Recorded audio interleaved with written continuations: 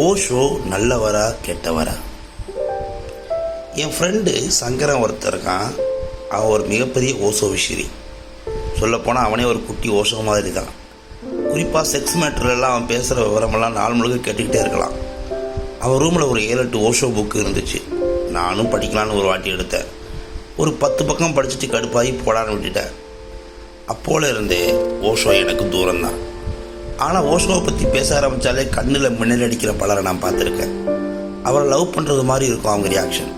அதாவது ஓஷோ இதை பற்றி என்ன சொல்கிறாருன்னா அப்படின்னு அவங்க ஆரம்பித்தாலே நமக்கு வைத்தால போகிற அளவுக்கு கிளாஸ் எடுக்க போகிறாங்கன்னு அர்த்தம்.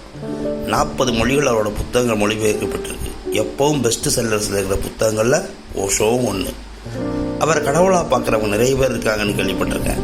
இந்த நிலைமையில தான் நெட்ஃப்ளிக்ஸில் வைல்டு கண்ட்ரி அப்படிங்கிற டாக்குமெண்ட்ரியை பார்க்குற வாய்ப்பு கிடைச்சது. ஓஷோ எவ்வளவு பெரிய ஆளுங்கிறதும் அவரோட வரலாறு நடந்த மிகப்பெரிய ஒரு சம்பவத்தையும் புரிஞ்சுக்கிற வாய்ப்பு கிடைச்சது. அதை பற்றி பார்க்கலாமா? ஓஷோ முதல்ல பகவான் ரஜினீஷ் அப்படிங்கிற பேரில் தான் அழைக்கப்பட்டார்.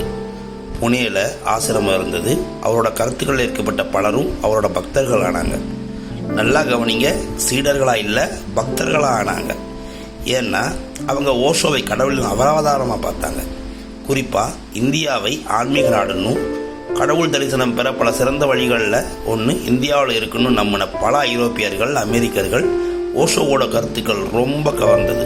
குறிப்பாக ஓஷோவோட தியான முறை இந்து வேதங்கள் சொல்கிற முறையில் அமைஞ்சதாகவும் அதே நேரத்தில் கொஞ்சம் மாடர்னாகவும் இருந்தது. இந்த விஷயத்தில் இப்போ இருக்கிற ஜக்கி, நித்தி, ரவிசங்கர் எல்லோருக்கும் முன்னாடி ஓஷோ தான். அவரோட தியான முறை ரொம்ப பவர்ஃபுல் அண்ட் எஃபெக்டிவாக இருந்தது. முதல்ல நல்லா மூச்சு இழுத்து விடுற பயிற்சி, அடுத்து மனசில் இருக்கிற எல்லாம், அது கோபம், அழுக, சந்தோஷம் எதுவாக இருந்தாலும் சத்தம் போட்டு அதை வெளியே சொல்லி கத்துறது. அப்புறம் பயங்கரமாக குதிக்கணும்.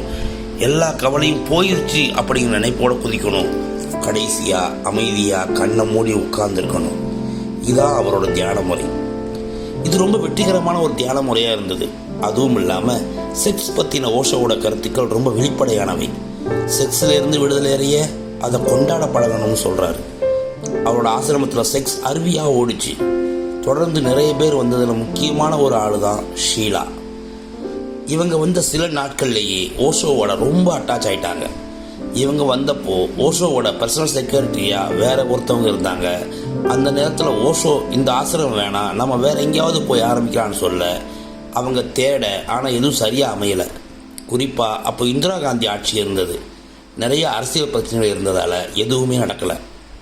அதனால் ஓஷோ அந்த பழைய பிஏவை தூக்கிட்டு ஷீலாவை புது பிஏவை நியமித்தார்.